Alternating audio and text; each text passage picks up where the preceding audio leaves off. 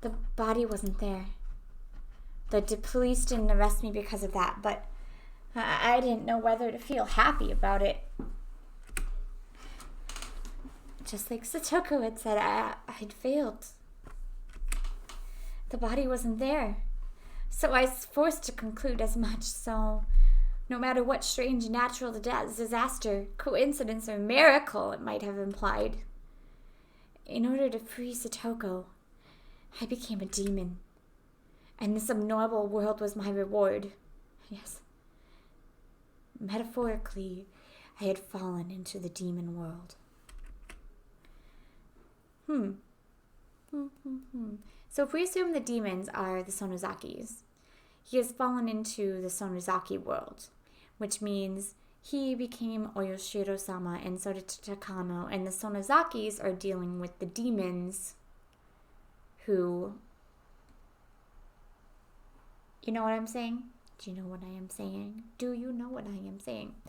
But if that price had been in exchange for the life of Satoko's uncle, then that would have been fine. Since Satoko's uncle was still alive, still shackling her to him, I needed to become a demon once more. One more time. As many times as it took, I would kill that man over and over again until Satoko was free. I had already awoken. I looked at the clock to see that it was early in the morning, at about 5. It was already light outside. Once I'd hardened my resolve to become a demon again, I could feel my whole body teeming with that awakened power once more. Time wasn't an issue. No matter what, I'd do it. I got myself up. Jack, what are you doing? The exhaustion from the past 2 days was completely swept away, and I didn't even feel sleepy anymore. Jack.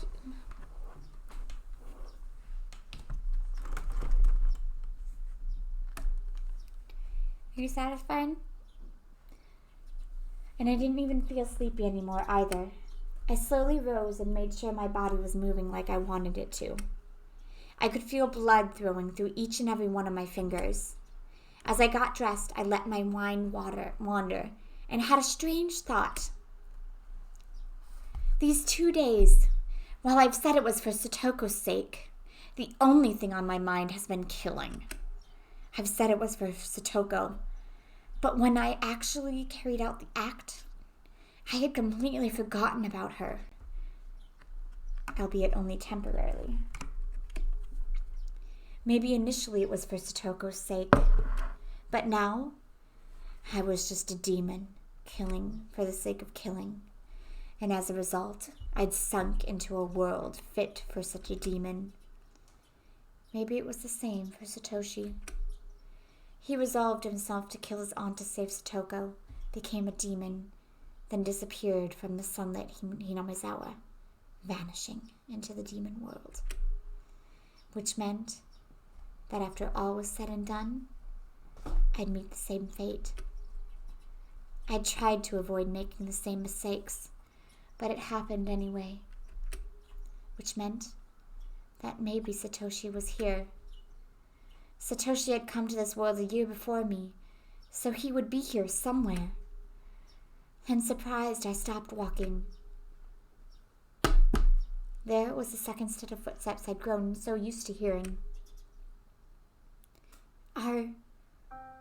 Could you be Satoshi? The endless, lifeless air wouldn't give me an answer, but I felt a strange kind of relief that there was someone there. That Satoshi had stuck with me the whole time. Let's go. One more. This time, we will set Satoko free for sure.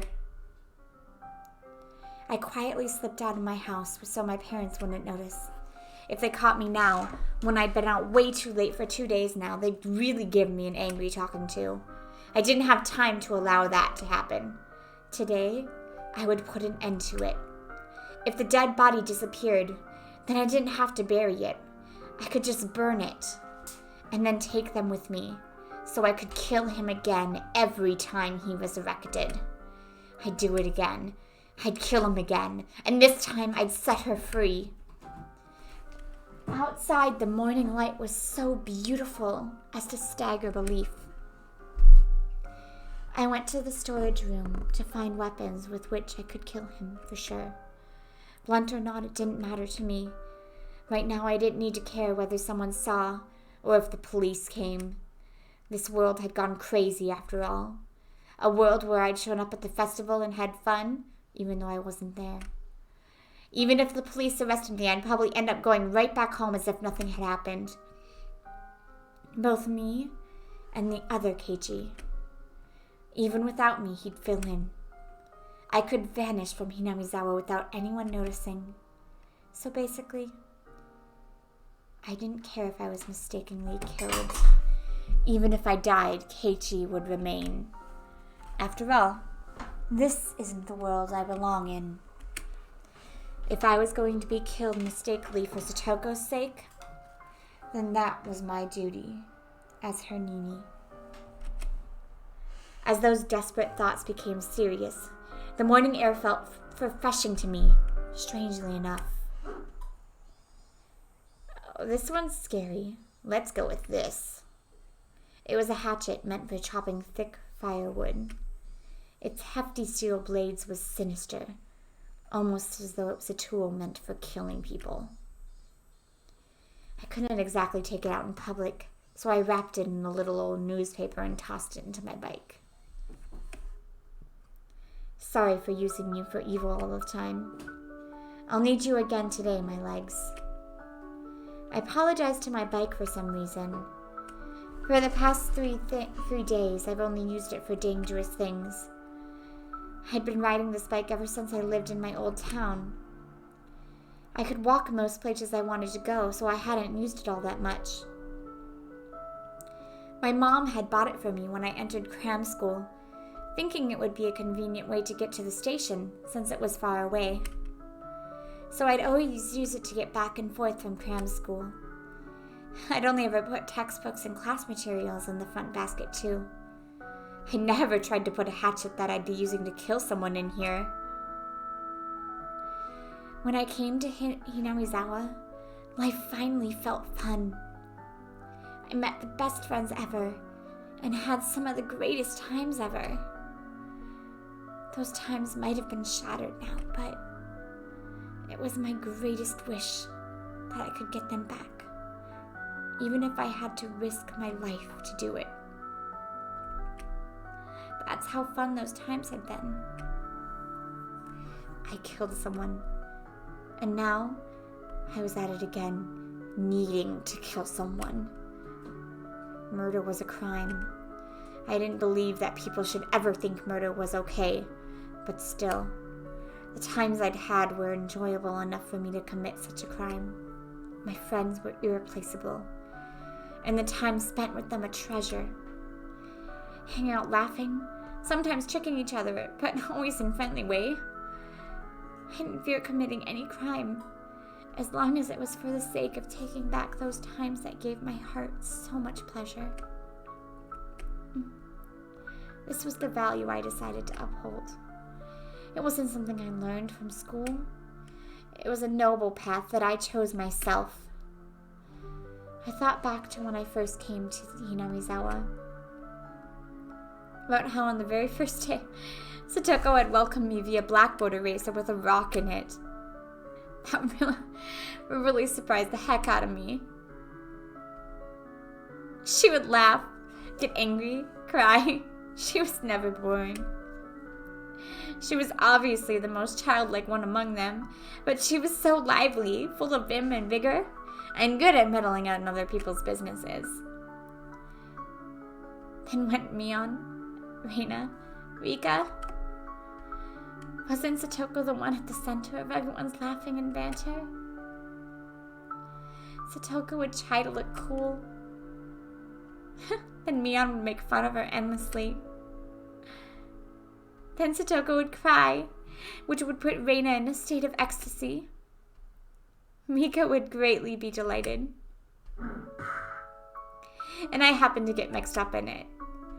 We'd always fool around like that. It was lonely when someone wasn't around. But if I had to name one for whom it was the worst, it would have been Satoko. Her smile was everyone's smile. Ever since she stopped smiling, so did the rest of us. And for the rest of us, not smiling was the same as dying. It's just like when I was silently going to cram school every day, just to maintain my unchanging test scores. So basically, we were nothing when she wasn't smiling.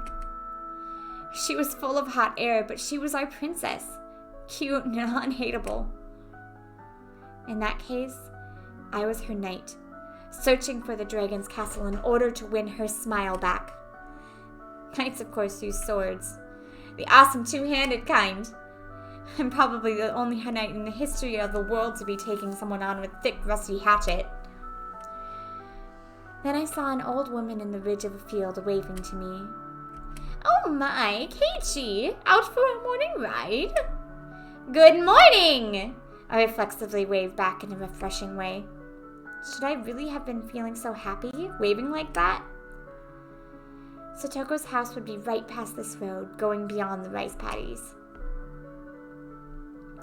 The cicadas had woken up too, and the next thing I knew, I was the audience to their daily chorus. I gave myself a hit or two in the head and drove away my merry morning mood. I took a deep breath, then tilted my head back, quelling my pointless excitement. The body wasn't there.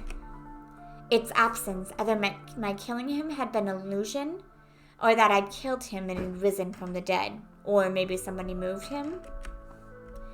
If I was at the festival, then maybe I should have considered it an illusion. Coach probably thought it was like that, which is why he treated me like a lunatic. But it being an illusion was just impossible. I killed him. Without a doubt. If that had been an illusion, then that would make all this an illusion. Maybe that's true. Maybe it is an illusion.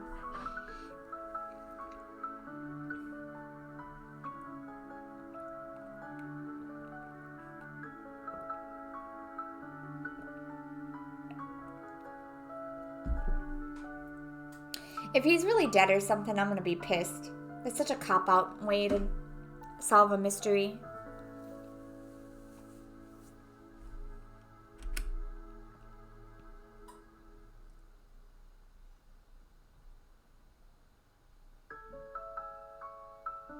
What if that's true? What if that's true?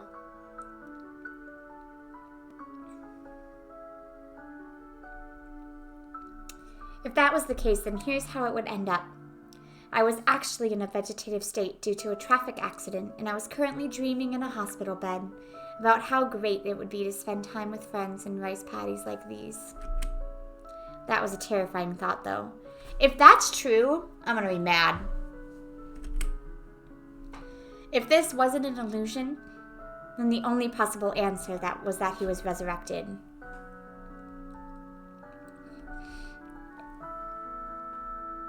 It would make him a literal monster. But if he was such a monster, then I was no less a monster myself. I didn't hesitate to kill someone, and I could even manipulate curses. Oh, please don't be a dream cop-out theory, please, for the love of God. Now I'm thinking it is. Fuck. Or maybe that was a little much. If Coach and Oishi died too, like I'd cursed them yesterday, then I'd believe it.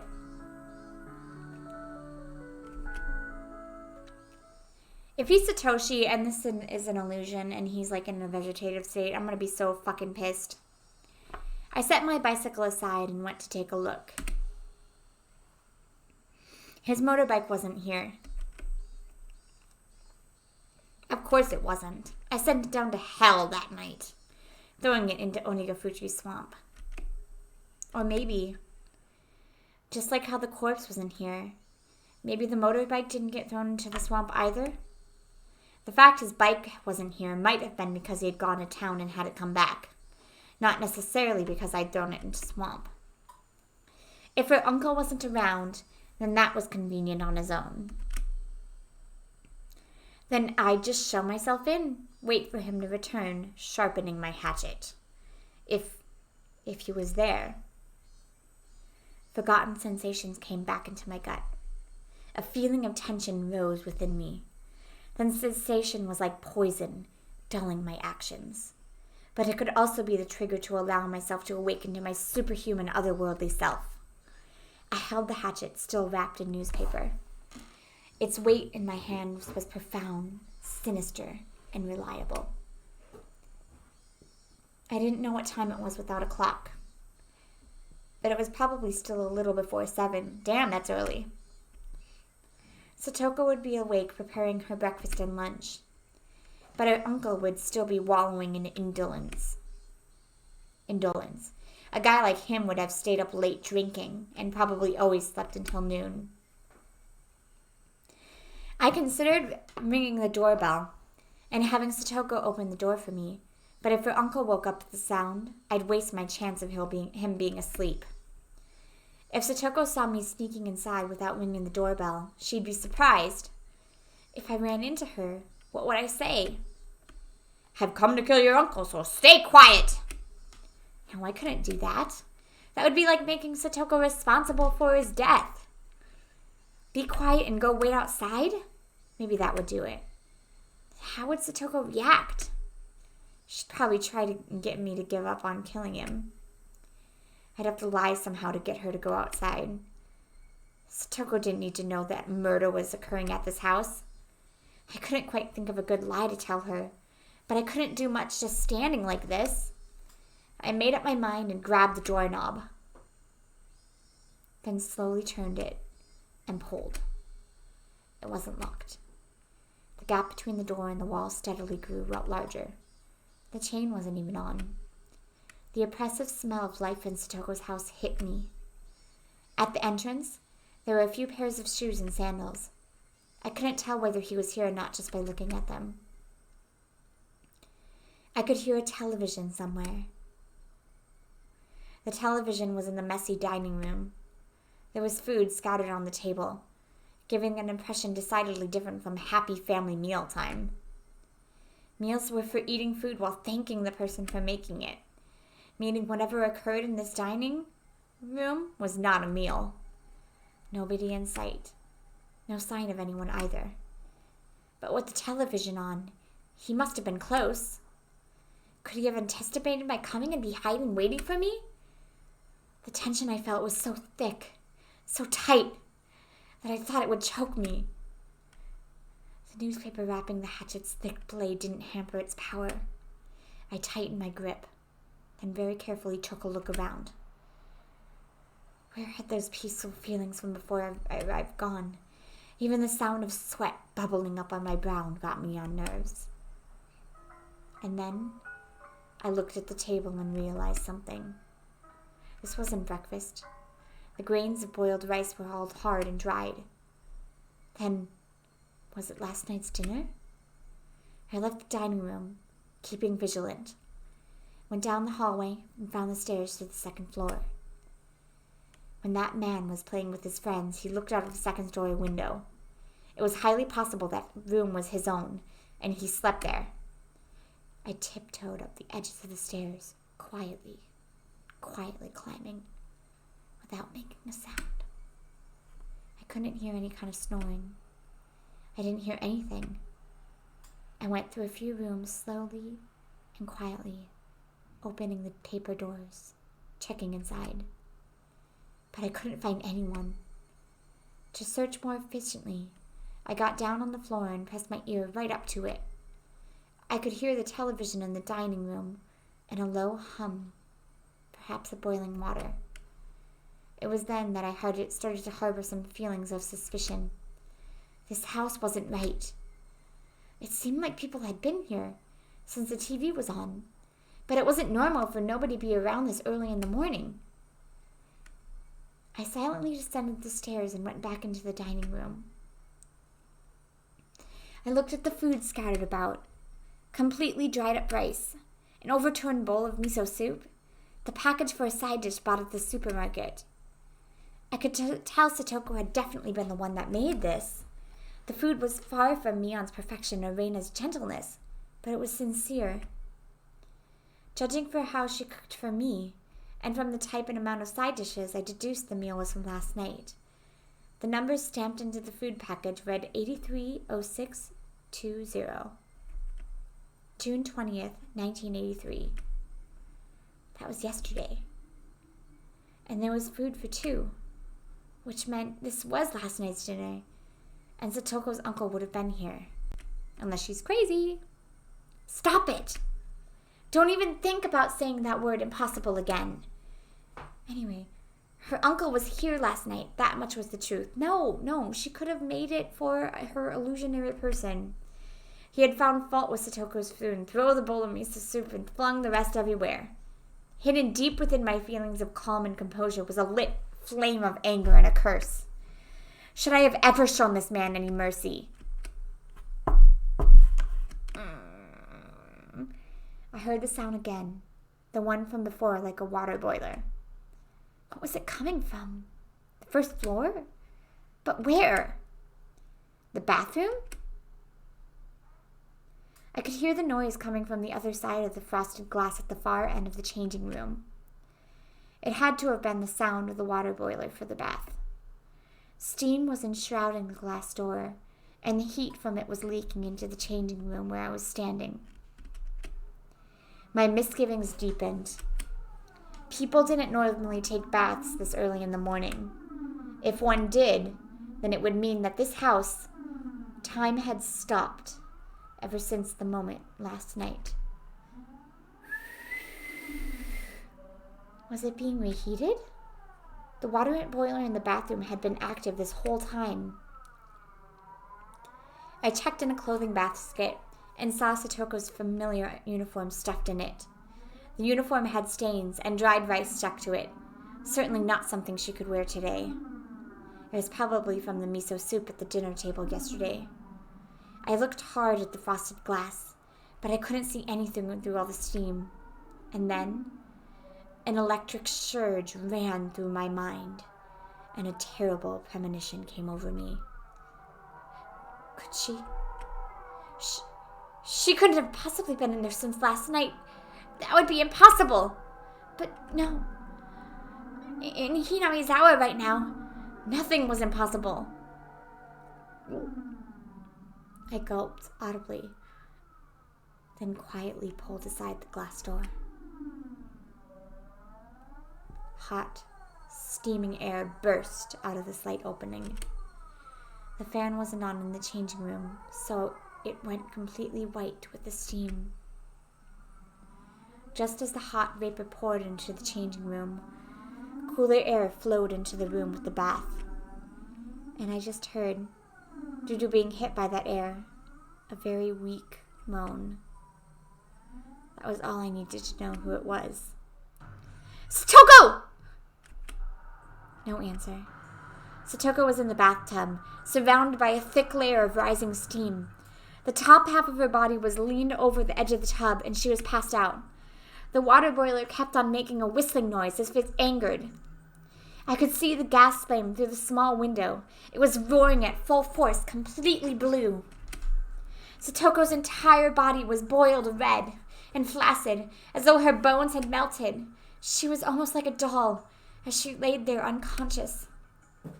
I wasn't sure how many seconds passed as I stared in complete bafflement. I came back to my senses and promptly shut off the boiler. Then I dragged Satoko's small body out of the bathtub. The water in it was as hot as water in public baths. Was she in this boiling water for the entire night? She'll die! She'll die! Satoko's body was lighter than I expected as I laid her on the floor and wrapped her in a towel. I went back into the bathroom and opened up the vent, creating a path for a cool breeze to come through. Upon the breeze hitting her, Satoko moaned again. It's all right, Satoko. It's me, Keichi. Keichi! Can you hear me? Keichi. Satoko recognized me and muttered a response, but couldn't really tell what she was saying. Her eyes were muddy and unfocused. I could tell she wasn't completely conscious. Maybe call the doctor? Upon closer inspections, her limbs and waist were twitching slightly. This was way worse than any normal overheating. This was dangerous. Didn't they call this heat stroke? Think, what would a teacher do if a girl passed out in the middle of summer during a marathon in gym class or something? I turned the water faucet in the kitchen all the way on and soaked a towel in it. Call the ambulance? Why would not calling an ambulance be the automatic first solution? Oh, wait, it's Keichi. He's an idiot. Or he's in a fucking coma! I'm gonna be so mad. You hear me? Higurashi no naku koro ni. If this is Satoshi in a coma, I'm gonna be fucking mad. Satoko reacted harshly to the coldness and let out a muffled voice. For burns, right, you soak the burn spot under running water. Then, could I run a cold shower and cool her off like that? No, if it was that sudden, it wouldn't be good for her heart. She'd go into shock. I think I read that. This was about as much nursing as I could possibly give her. Anything more than this would be too much for the likes of an amateur. What happened? You're all right now. Your Nini will save you for sure. 5,039. 40. What was Satoko reciting under her breath? I brought my ear to her mouth to make better the mysterious spell-like words she kept saying. And at that moment, I understood what they were for. Satoko, you're counting? Why? People tell little kids in the bath to count to 100 a lot, right? Is that true? Satoko was counting like that. But 5,039? You moron! How long were you supposed to count in your bathtub? I doubted my ears and doubted her common sense. 10,000? You're an fucking idiot! What kind of dumbass could count to 10,000? There's no way you could do that! You'd boil to death before you got that far. Why?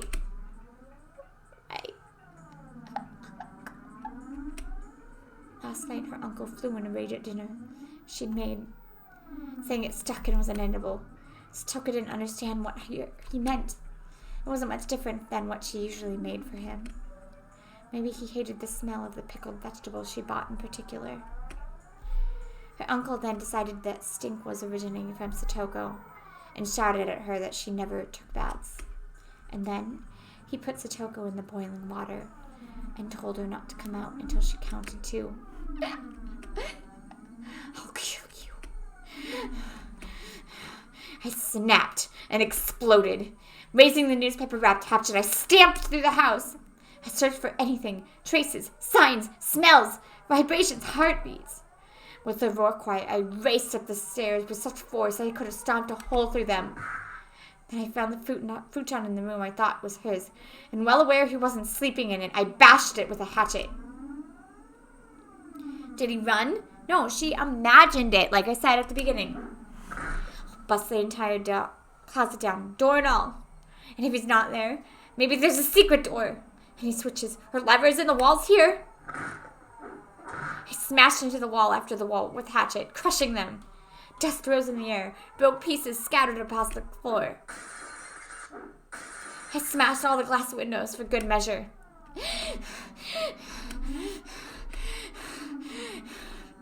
After I destroyed everything beyond recognition in Uncle Boone, my reason finally kicked in and suppressed my emotions.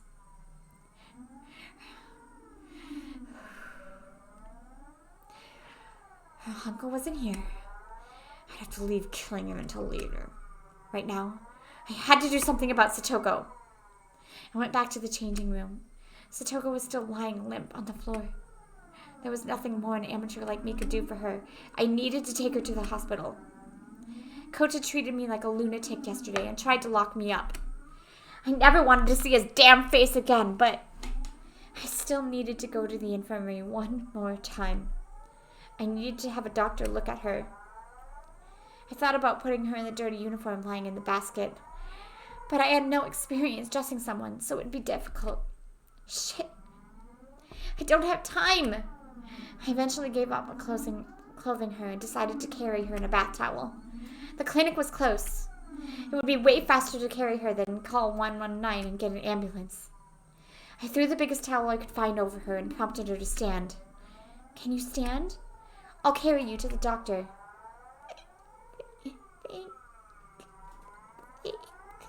Thank you. Her words sounded clearer than before. She was starting to come back.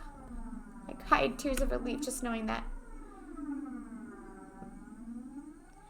Satoko turned over so she was lying on her face, and then put up a weak struggle to get up on her knee. I smoothly swept her up and put her on my back. The towel I put on her seemed like it was about to fall off. The towel. It hurts. We'll be there soon. It won't be long, so stay strong. It didn't hurt one bit to carry Satoko. She was light. Too light. The lightness actually made me uneasy. Outside it had gotten hotter, as though eager to attack Satoko.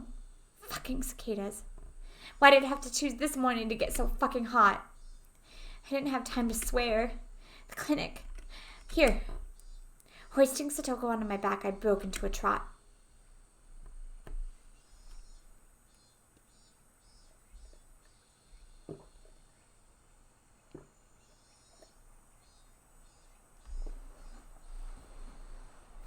The hilly road to the clinic, with which I'd never had difficulties before, was now torturous. Big beads of sweat formed on my brow, and at some point my breath had grown faint. The hatchet in my belt was heavy and made it hard to walk. I considered leaving it, but I couldn't let it go. The signboard for the Uri clinic came into sight, but I quickly noticed something was odd, so I stopped. Several red revolving lights were flashing. 3 police cars were parked in the parking lot with their lights on. There didn't need to be much else to inform me something had happened. I didn't want to see Coach, so I'd planned to leave Satoko in the clinic waiting room and give the receptionist a message. But with the police officer, I couldn't go inside so carelessly. Why, he walked away from you. What's going on? Why are there so many police cars? I gently put Satoko down in the shade of the thicket. I don't know. I'll go and see what happened, so you stay here. Leaving a lady in a place like this, wearing nothing but a towel, simply unforgivable. If you can still fire off those insults, you'll be fine. I'll be right back, I added, getting to my feet. Cautious of my surroundings, I hid myself and got closer to the officers grouped at the clinic's entrance. I overheard an officer wearing a necktie, probably their leader, and a white-robed doctor having a discussion about something. The doctor didn't seem to be Coach. It was one of those who Coach told to make the tea yesterday. So, you were the first one to find it, since you were on morning duty? So then, what did it look like? He was sitting on the sofa in the head office. He looked like he was taking a nap. There was a jug, an empty bottle of sleep medication at his desk. So you immediately thought he had tried to commit suicide with it. What else? His high temperature and incontinence indicated a severe disturbed conscience. Oh, he got drugged. It seemed like a typical case of sleeping pill poisoning, so I immediately began to treat him. Without calling the police or an ambulance? This is a hospital, and I'm a doctor. Since his life was in danger, it's my job to treat him. Yes, I understand. Okay, what else? His breathing was in disarray, so I put him in the respirator. I also administered breathing stimulants. It had no effect, so I prepared a medical ventilator and... Right. So in other words, you did what you could, but it wasn't enough. That's it, right? You reported this as soon as he died? Yes. It was very unfortunate that we were unable to save him. Just then, a radio in one of the police cars started to buzz, producing a broken, mechanical voice. This is HQ. This is HQ. Komiyama-san, can you hear me? Over. Hello? This is Komiyama. We've come up with something. It looks like he committed suicide with sleeping pills. No notes or anything. Suicide? What the heck are they talking about? Someone committed suicide? But who? I wish Takano dead, and she died the next day. And yesterday, I wished Coach was dead. Then, could he have... Did he use sleeping medication regularly? I don't really know. Did he normally complain that he was tired or wanted to die? Well, Iri-sensei was normally so, himself. He never acted like that. So I was right. Iri-sensei. They were talking about Coach. Coach killed himself. Why would he do that? There couldn't have been any reason he wanted to die. The only reason that came to mind was that I wanted him dead. See, now here's the thing. Mion, well, I don't know which one. I don't know if it's Mion or Shion. One of them is in love with Keichi, right? And they're in charge of the Sonozaki clan. So if they know that Keiichi wished for him to die, she definitely could have made that happen. Same with the other girl, right? If this is not some fucking I'm in a coma thing. And if he's in a coma, it makes any sense because he can have anything happen that he wants. And we're just not going to believe that because that's bullshit. This world was insane. If I wanted someone dead, they'd die. That was the kind of world this was. Then what about Oishi? What happened to him? If people really died because I wanted them to, then something should have happened to him too.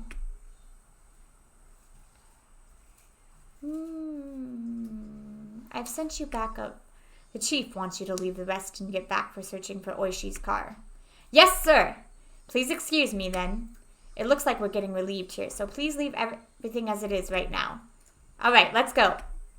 The officers nodded and split up into patrol cars. Did they just say searching for Oishi's car?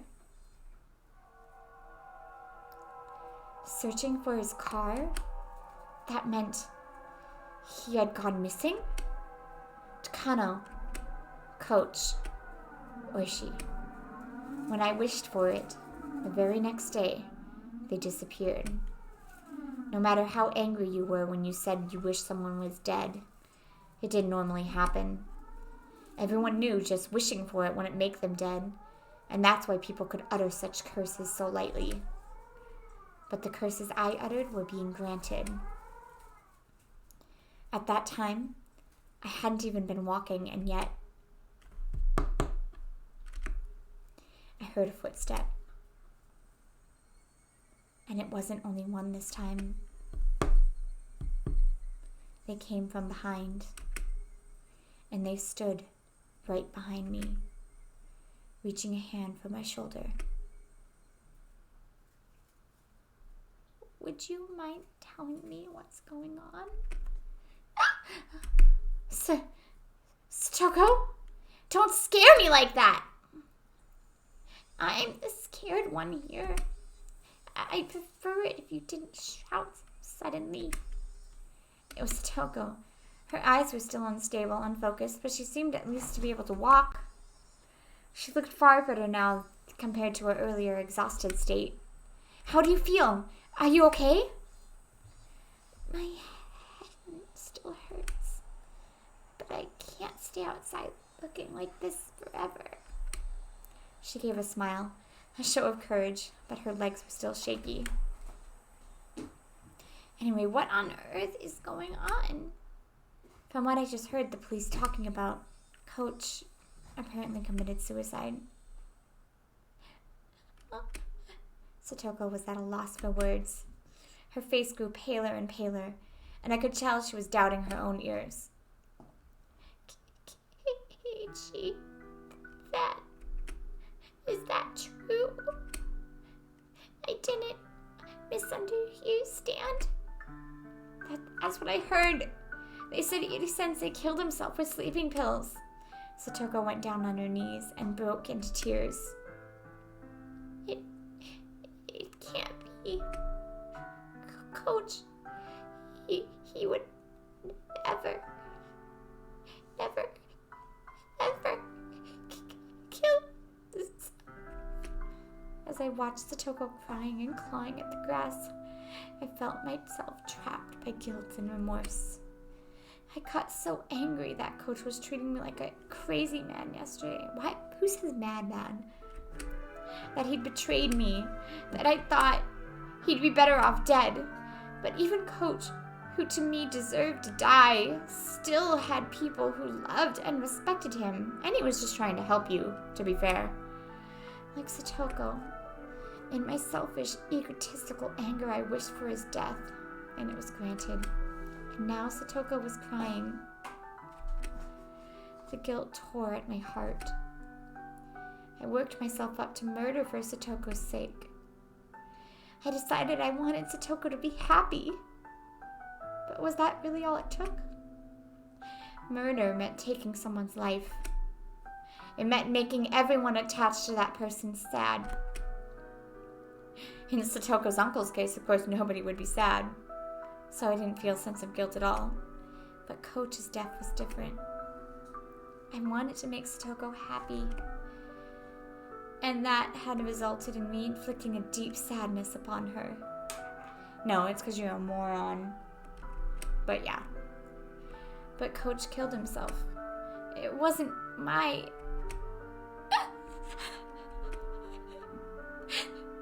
Satoko still hadn't stopped crying, but she seemed a little calmer. Wiping her tears, she stood up. I'm sorry. And the only thing I could think of to say to her was an apology. Why are you apologizing?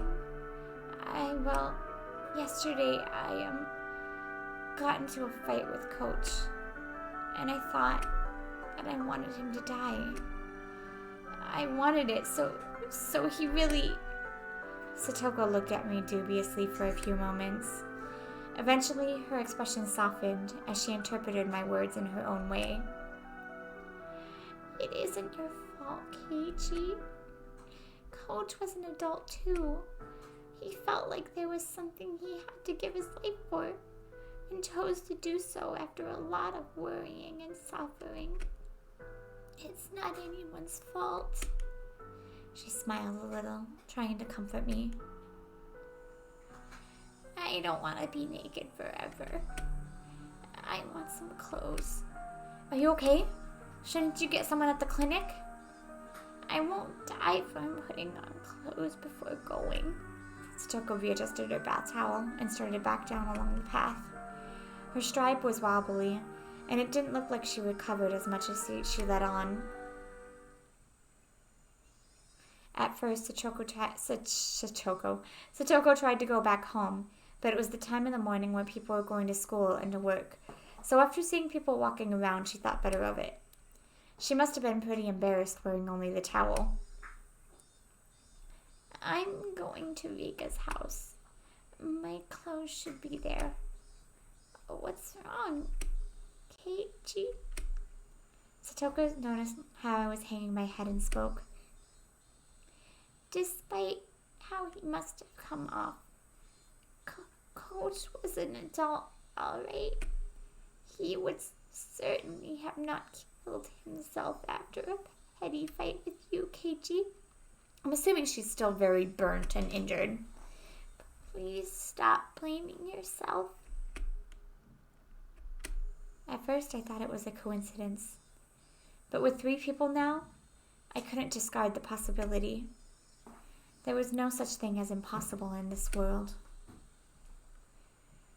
These past few days haven't made any sense. What hasn't?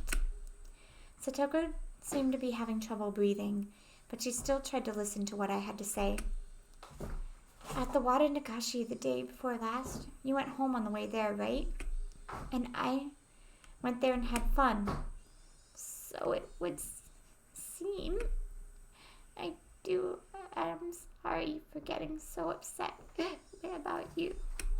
Satoko remembered how she blew up at me in the classroom yesterday and bowed to me a little. If I said I actually didn't go to the festival, would you believe me? Satoko looked at me, confused. She couldn't help it, of course. Of course I wouldn't believe you. What are you on about? You wouldn't, right? I don't believe it either. I mean, I didn't go to the festival, but everyone says I went. Nobody would believe it, right? Are you being serious? Ever since the night of the Wananagashi, everything's been messed up. These weird footsteps started following me everywhere. The blood drained from Satoko's expression. Footsteps? Following you? Yeah. I thought it was just my imagination at first, but they stayed with me.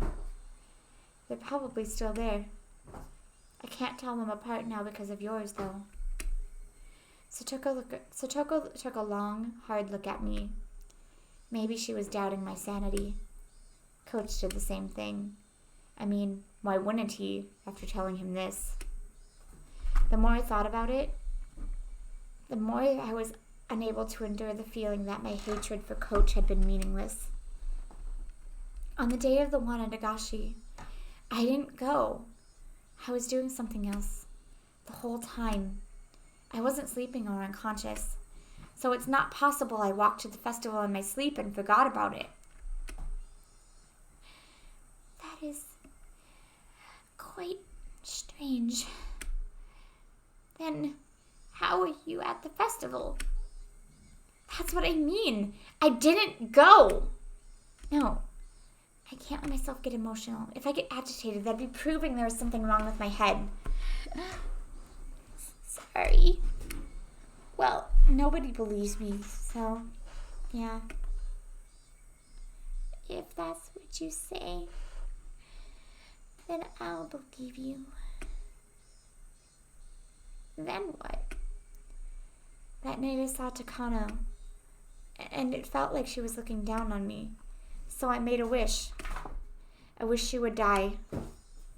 Takano does have that sort of air about her, doesn't she? I can't say I don't understand how you feel. Did you know that Takano died? It happened yesterday. Apparently she burned alive. Is that true? She died? I wished for her to die, and the next day she was dead. And Oishi from the police? Do you know him? That annoying fat detective? Stocco nodded a little. I heard from the police earlier, but apparently he went missing. And yesterday, actually, I wish that he would die. Is this all true? I'm not lying. I don't want to believe it either, but it's true. Takano, Coach, Oishi. I wanted them dead, and they really died. For a little while, Sachoko was at a loss. A long silence ensued.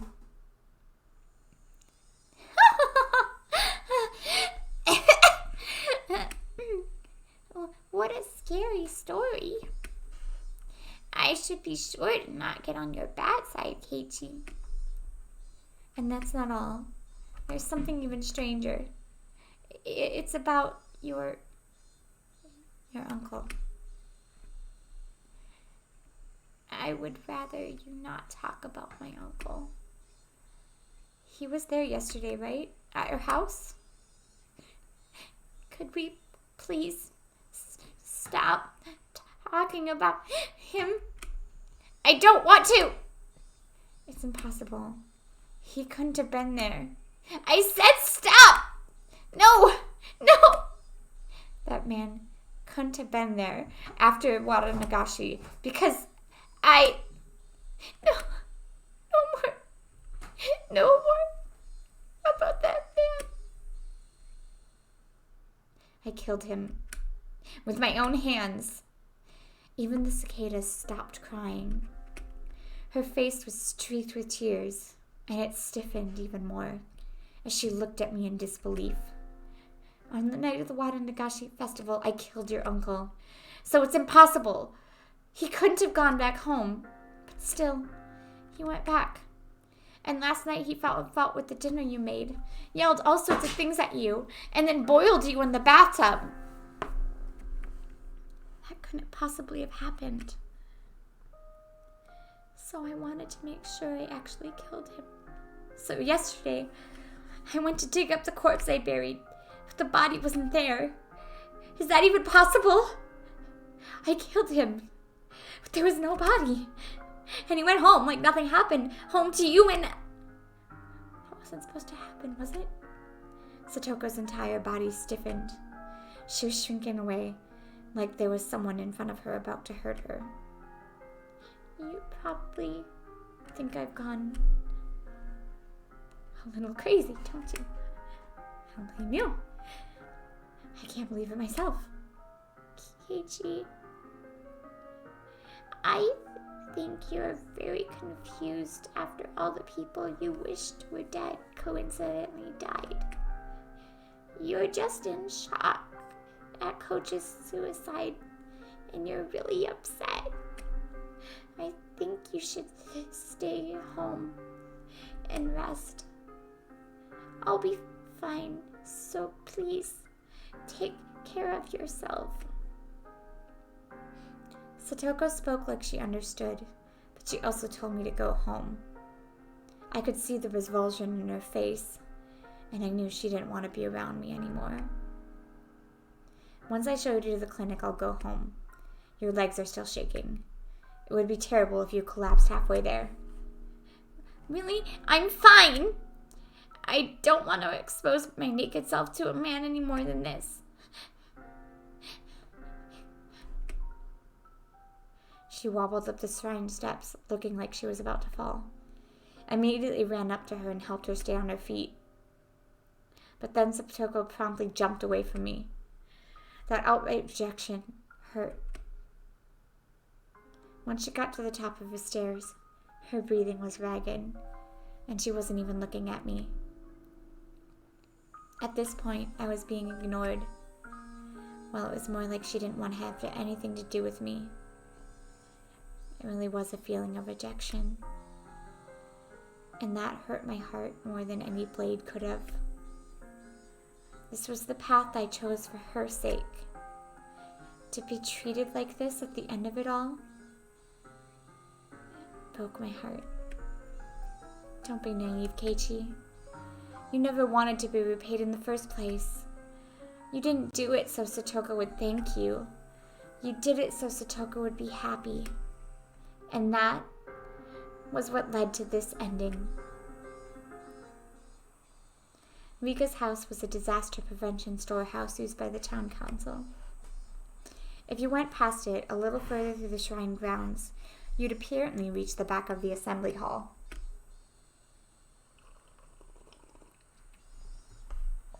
Satoko was heading there, walking quickly, the gravel under her feet crunching as she went. Did she want to get there as soon as possible, or did she want to run away? I couldn't tell. And then I heard the vigorous sound of wings flapping. I turned around and saw a crow. I hadn't seen many crows since coming to Hinamizawa. Crows like a death omen. At least it was in, now I gotta look that up.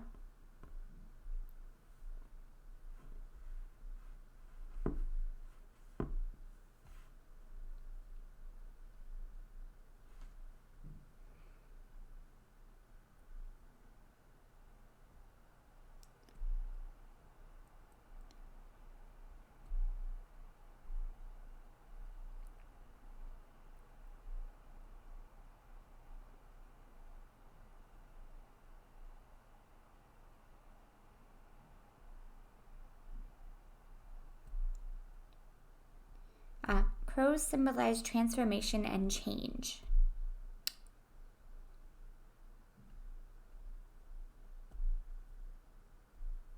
If you cross a crow and think of it as an adverse outcome, then you must remember this. This is one of the many possible results.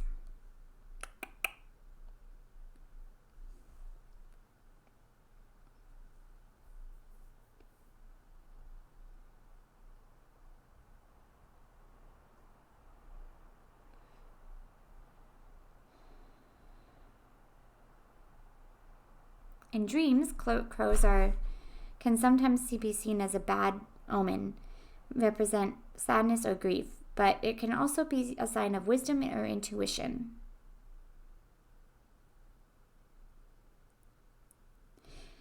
Encountering a crow is more of a message than a sign of something. The message can be a piece of advice, an omen, or a warning, depending on whose path it crosses.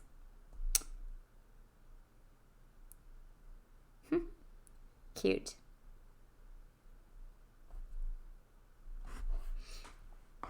I hadn't seen many crows since coming to Hinamizawa. I saw them a lot in my old town, though. On garbage day, they'd flock to trash collection points, peck through their bags with their beaks, drag out the contents, and have a feast. As I was remembering that, I saw a few crows flocking around the shrine's donation box, and I thought how terrible it was for someone to leave a garbage bag in a place like that. The cicadas quieted. Breathing stopped. Thoughts ceased. Even time came to a halt. I ran over to where the crows were flocking. I ran there in order to drive a horrible idea out of my mind. I definitely hadn't wanted this. There's no way I would ever wish for this, even by mistake. This was... When they noticed my vicious approach, the crows all flapped upwards, fleeing into the sky. When the crows' big, black bodies flew away, they exposed the garbage bag.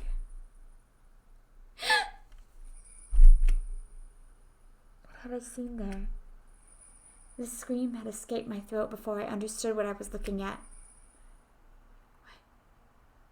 What was this? Satoko came over as well, realizing something had happened, and she looked over my shoulder, then screamed as well. This wasn't...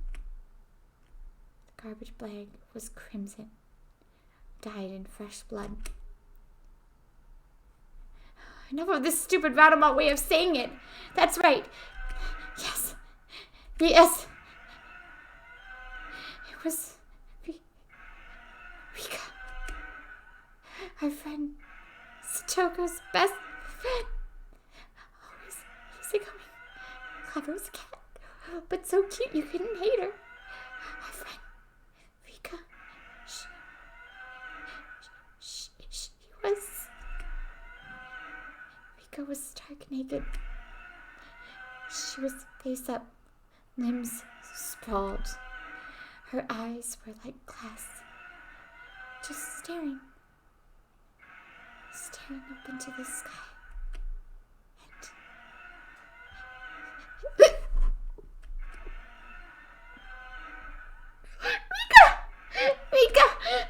Rika! Satoko broke down crying on the spot, and yet she still couldn't approach her friend's remains. The crows had gotten through the garbage bag and dragged out an apple peel and spread it all over. No, crows, they couldn't do this.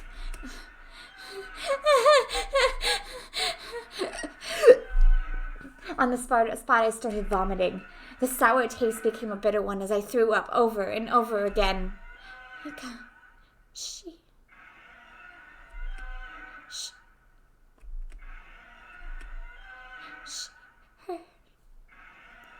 her stomach was cut wide open, vertically, completely open. Rika! Crows couldn't have done this. and from her open stomach, her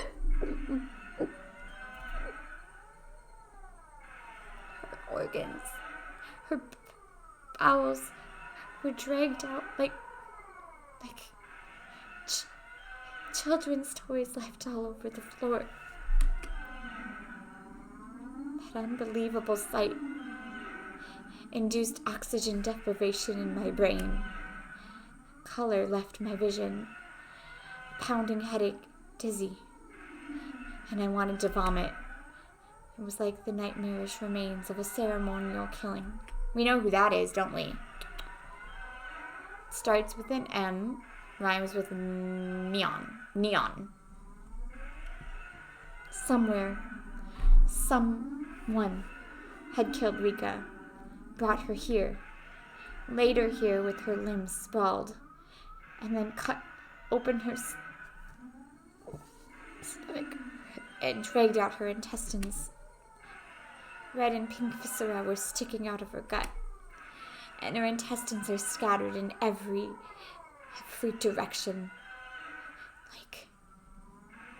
like it had been fun. The entire ground was covered in an ocean of red and black. A few of the crows had hopped around inside that ocean. They walked through the sea of blood, leaving bloody footprints. And those footprints, there were several still left on Rika's body. Those sinister prints made it seem even more like a bizarre ritual killing. I may have wished for Takano and Coach and Oishi to die, but I didn't ever remember wishing for Rika. It wasn't me. It wasn't me. It wasn't me. I stumbled backwards, then stepped on a newspaper. A newspaper? In a place like this? The newspaper was what was covering my hatchet. I had kept it wrapped around my belt in order to carry Satoko, and that newspaper had fallen. Oh, don't scare me like that. I bent down to pick it up, and then Satoko looked at me with such disbelief as I never seen and froze. She was looking straight at me, at the hatchet on my belt.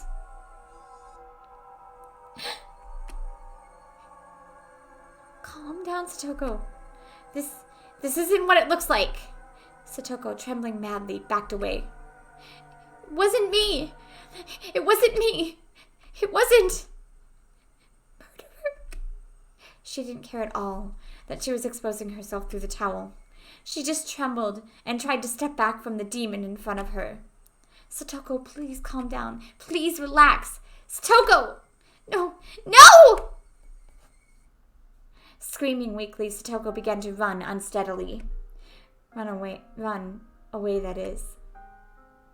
Wait, please wait, Satoko. You're wrong. That's not it. The way she ran away, it was so weak and so slow. So if I wanted to go after her, I could have caught up. But if I tried to grab Satoko's shoulder or something, she might actually go crazy. So I had to follow her and try to clear this up. You killed Titano and Coach and Oishi, didn't you? You killed my uncle, and then you killed Rika. You murdered her. No, it wasn't me. I didn't kill her. What are you saying? You just said it yourself, didn't you? You wanted them to die, and then everyone died, didn't they? No. Just wishing that they were dead, that couldn't. You don't even remember what you did, do you? How could I trust a person like you? Did your memory of killing them just slip your mind? No. Maybe you're only pretending not to remember. Besides, what is that hatchet for? Just try explaining that. It's for... See? Keichi, you're a killer, aren't you? Why? You were a little mean, but you were fun and kind. And once I even thought you might be my real Nini. Why did you turn into this? I might have been able to slowly answer each one of Satoko's questions at a time.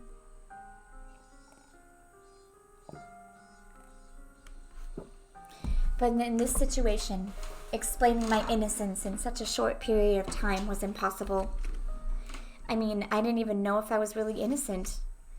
At the very least, I killed Satoko's uncle. There was no body, but I killed him, without a doubt. At that point, I was far from innocent. And I wished Takano, Coach, and Oishi were dead, and that curse of mine was granted. When I whispered to Takano to die, I didn't think of it as anything more than a normal thing you'd say to someone you don't like. But then she actually did die, and I realized that if I wanted people to die, they would. And hoping it would happen again, I cursed Coach and Oishi to the same fate. So even ignoring Takano's death, Coach and Oishi were completely premeditated crimes. Whatever. Was I a killer? Just like Satoko said? Was I unable to distinguish between illusion and reality, and turned into a demon without remembering it, becoming a killer who carried out Oyashiro-sama's curse? That couldn't be. It was impossible. Oh, fuck. The very word. Impossible. It was impossible in Hinamizawa right now. How many fucking times have I said that word in the past 3 days? Satoko started crying again and walked unsteadily. At first, it felt like she was still running. But now it was like she was walking away, crying from someone who was bullying her. Why? Why did things turn out this way? Why? If there was an answer to that, I wanted it. Why? Why had it turned out like this? After Nini went away, I was so lonely for a long time. But then Keichi transferred, and everyone was happy. It was fun. Every day was beautiful. Yeah, she was right. Those days were bright and beautiful. And yet, after that, Satoko and I shouted the exact same thing. How did it turn out like this? The cicadas were sneering at the spectacle, our strange game of tag. Shut up. Shut up, shut up, shut up, shut up! Eventually I heard the murmuring of a stream. The forest parted and a suspension bridge appeared. Satoko was crossing dangerously, wobbling as though she might fall at any moment. And when I stepped on the bridge, it swayed a lot, causing Satoko to stagger and fall. Satoko, are you okay? Don't come near me! You murderer! Satoko shouted, her hatred made very clear. It was sad. If words could cut, then this warmth flowing from my eyes would have been blood for sure. Why? Why did you turn out this way? Keiichi, I really liked you. I wanted to go up to her and give her a hand, but the distance between us was uncrossable. If I got any closer, Satoko would start shouting again and say things that would hurt, so I couldn't approach any closer than this. Satoko, I don't know how things turned out like this, but I can say this. I wasn't the one who killed Rika. At least that is true. Please stop being so stupid. How do you expect me to believe anything from someone who can't even rely on his own memories? I tightened my hands and my fists. This was mortifying. I wasn't crazy. Hinamizawa was crazy. Ever since I wandered into it, lost, on that one night. This insane world where I was at the festival when I wasn't, and the uncle I killed was alive. Where death would come just by wishing for it. It was this world's fault. Mian and Reina started acting strangely, like they were possessed too, and Coach wouldn't believe anything I had to say. No, everyone is actually acting quite normally if you think about it. Satoko was just pretending her uncle was there. Mion and Reina are always crazy. Mion's a killer. Reina is crazy. Coach was being an actual nice doctor and caring about his patient, who told him a crazy story. And even Satoko, who I should have protected, was yelling at me like this. Was the price for killing a man supposed to be this high? Was I really going to be forced to stay in such a bitter world? I did the right thing. At least I wanted to. So then, why? I hated it. Every time I asked why these days, the days went so wrong. Satoko, please believe me. I'm not a murderer. Then what is that hatchet for? Can you give a convincing explanation for that? Is this hatchet scaring you? Okay, I'll throw it. That's what you want, right? Satoko didn't nod, but she seemed to be in agreement with that proposition. I clumsily took the hatchet out of the belt, then dropped it over the side of the bridge into the stream below. There, it's gone. Now you'll listen to me, right? You think I'll let my guard down just because you got rid of your weapon? Keichi, you're strong. It'd be easy for you to strangle me with your bare hands. Like hell I would ever want to kill you. You idiot! Then what should I do? Should I put my hands on my head? Yes, why don't you? Please put your hands on your head and face the other way. It was a cunning plan, much like the one she used during club activities. Putting my hands on my head and turning away would mean I couldn't attack Satoko very easily. I immediately acquiesced to her request, since it would make her feel better. Is this alright? Please listen to me. Satoko stood up, then carefully approached me from behind. And then she actually came up right behind me. She was so close, and yet I was so sad that I wasn't allowed to turn around. I sort of think I understand that it isn't your fault, Keichi. Huh? I think probably you have just been possessed by something evil. Until before, I thought Keichi was a killer, but now I know.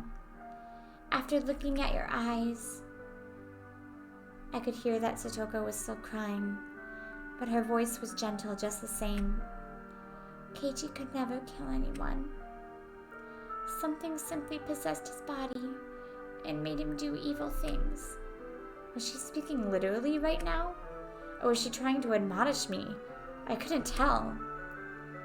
Come to think of it, maybe they were possessed, just like Keichi. At the time, I was only thinking I would be killed, so I didn't think about it. But now I understand. That was the work of something evil that possessed you. Satoko? What are you... It was less like she was talking to me, and more like she was talking to herself. Like she was confessing at my back. I understand, you know. It isn't like I haven't experienced it myself.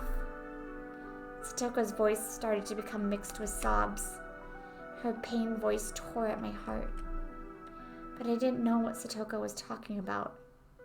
Oh, did she push her parents off the edge?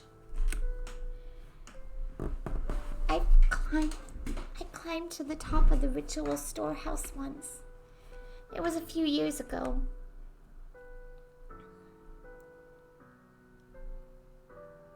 Once, when Satoko was playing hide and seek at the shrine grounds, she climbed onto the roof of the storehouse for ritual implements, which everyone said not to go to, and hid. Then, Satoko saw that she could get in through a window meant for ventilation. For Satoko, the word curse was plenty scary, but she was more curious about what was inside the unknown storehouse. She removed the grating on the window, which was already hanging off, slid her small body into it, and climbed down inside. It was too dark to see much, but after descending, she realized just how high up she'd been. Despite the darkness, she could still see a few things around her thanks to the faint light coming in from the window. And to her disappointment, it was just a regular old storehouse. She tried to leave, but the door was locked from the outside, and it was made to not open from within. She would have to go back out through the ventilation window she'd come through.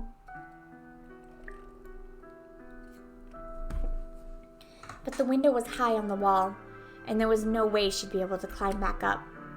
Satoko desperately tried not to cry, and racked her brain thinking of a way to get up there. There were a lot of bird-cage-looking things hanging by chains from the ceiling. She took the hanging chains and strung them along the wall. If she climbed up the bundle of chains, she might be able to get up the ventilation window. There was nothing else she could do, so she had to try. And try she did. It was dark and creepy, and she didn't want to stay there forever. The more she thought about that, the more she panicked. She climbed the bundle of chains, so Satoko could hear the clinks and clangs of everything creaking under her weight. And then, just as her hand reached the window, one of the metal fixtures she used to stick the chains to the wall flew off, and the chains all began to pull loudly and furiously every which way. Spurred on by the sounds behind her, she managed to get back onto the roof. Because of the weight of the flailing bundle of chains, the other fixtures broke. And then, one of the big bird cages hanging from the ceiling fell to the floor with a huge noise. Under it was an image of Oyashiro-sama, his vessel, and the cage took off one of his arms, then trapped some other implements beneath it. It didn't take her very long to grow scared of what she'd done. The deafening noise could be heard from the rest of the shrine grounds. A few other children heard it and gathered. And of course, Rika was one of them.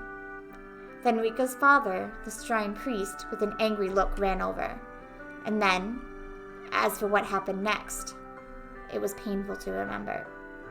What I don't understand is why Rika keeps dying in all of these books when she's like the one that's like in charge of the shrine, you know? But she's died in like every single one. The only one who knew where Rika's parents kept the key to the ritual storehouse was Rika. So he scolded her, saying that this is what happened because Rika pulled a prank and hid me in there. He was angry and menacing. Just looking at him was enough to frighten anyone. He exposed Rika's back, took a strangely shaped ritual cane or something and struck her with it several times. Rika's words at the time, "It wasn't me, I'm sorry, I'm sorry." That pitiful voice I still can't get out of my head. Is this Satoko? "I should have said it was me. I should have said so, to save my best friend from that false accusation, without being afraid of Rika's father." Rika gritted her teeth and cried at the crime scene she didn't remember doing. Ever since then, the world had been strange. "I know, I understand. This is Oyashiro-sama's curse, his judgment for messing up the ritual storehouse and for forsaking my best friend." "Oyashiro-sama?" "My father and mother, too. They vanished in that muddy stream. My mean aunt died, too, but then Mimi, who loved me more than anyone, ran away. And then Keichi transferred, and I thought I'd finally gotten back my fun life. But this time Keichi was possessed, and even Rika." "There's something I heard once. Oyashiro-sama, when he really curses someone, he doesn't kill them right away. He goes in order of closest friends, and after killing them all, he kills that person last. So Keichi, the curse got you. I'm sure that Rita and Mion will be cursed next. And then they'll kill. And I'll be killed. No more. No! Calm down. There is no curse. Nobody is trying to torment you." When I turned around, I was thrust away with amazing force. Given what my Hands were awkwardly placed on my head. I couldn't take the fall and lost my balance. And I'd been pushed not into the bridge, but to the side. Towards the stream. No, this can't be. As one last miracle, I was allowed to grab a cord hanging from the bridge. Far below me was the stream. We were pretty high up, and below were rocks of all sizes. If I fell, it clearly wouldn't be good. The entire bridge was tilting under my body weight. My frail little grip probably wouldn't last another minute before my fingers had to let go. Satoko! Satoko! I didn't understand myself what I meant by shouting her name. Was I asking her to save me? Or was I asking her why she did this? Finally, everything came back to the focus and I saw her. And I was surprised at what an odd expression she had. It was the first time I'd seen it. It was an expression of righteous anger meant only for those who needed to die. Die, you murderer! Give him back! Give back my Nini! Give back Rika and Mommy and Keichi! She screamed. She jerked the bridge to and fro. She didn't have to do that. I was going to fall anyway. I won't lose to the likes of you. I won't lose to some stupid curse. I will never, ever lose to you. You took everyone. I will never lose to you, not ever. Satoko, please, just let me say one thing. I don't know what my face looked like at that time, but it seemed like it was enough to quell Satoko's agitation. I know that what I did isn't exactly praiseworthy. No. In fact, maybe I should never have done it at all. But I did it because I wanted you to be happy. Please, just believe that. You, at the very end, you're still pretending to be Keichi. Satoko didn't seem to have any more desire to listen to what I had to say. And for that to happen at the very end like this, broke my heart. I didn't do any of it so you would praise me. If it made you happy, that was all that mattered. We were nothing. Without your smile, we were nothing. So, after I disappear, please smile. If you can get on with your new life by me dying, then please, just smile. Can you promise me that? Stop!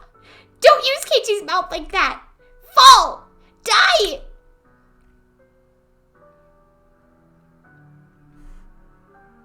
And those were the last words Satoko ever said to me. Those sad, tragic, and altogether unrewarding words. What on earth was I? My desire to make Satoko happy ended up like this.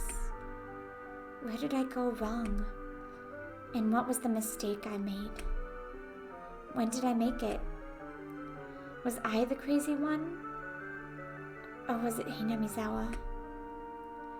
Even after all of this, I thought I wasn't crazy. It was this world I accidentally wandered into that one night. Because that fun world where I never doubted all the crazy times would go on forever. It couldn't possibly have transformed into such an abnormal world. That fun world would have never ended with this, with Satoko pushing me to my death. In the end, I was going to be swallowed by this world and disappear. No, I'd probably already disappeared.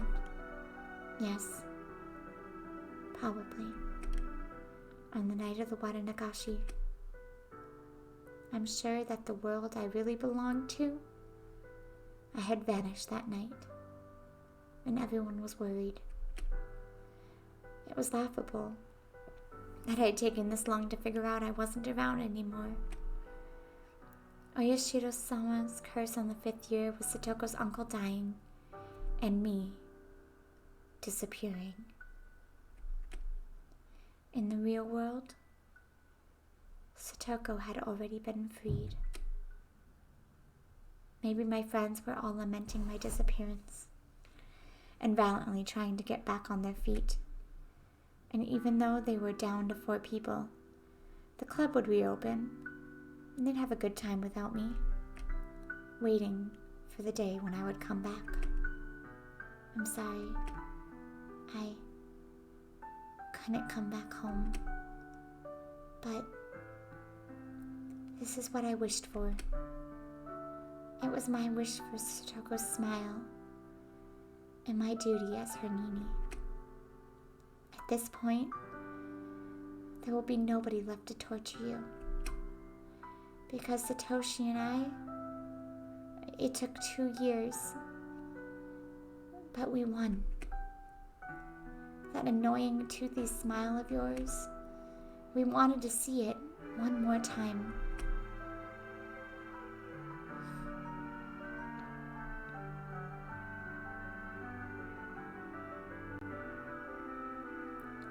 My pain wasn't gentle or merciful. It was a sharp pain, violent, powerful, and ruthless. What little compassion I had receded in the span of a moment. And now I could die. I could say goodbye. Farewell, Hinamizawa. Thanks for giving me the psychic power to kill people whenever I wanted. If you'll still allow it, I'll wish for one last thing. The death of this very world. Of this Hinamizawa. So that nobody would ever again have to find themselves lost here.